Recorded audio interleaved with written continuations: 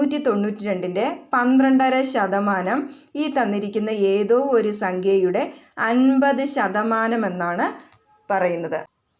12.5%. ശതമാനം എപ്പോഴും ബൈ 100. ശതമാനം എപ്പോഴും 100-നാണ് കാണുന്നത്.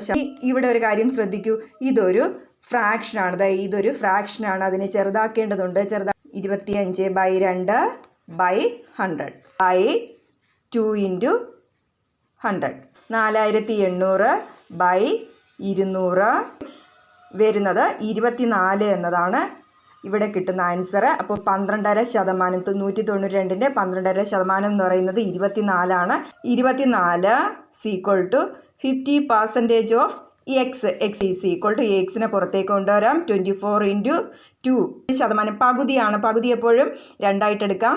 അങ്ങനെയാണ് ഇവിടെ വരുന്നത്. അപ്പോൾ കിട്ടുന്നത് 48. ഇവിടെ ആൻസർ എ ആണ്.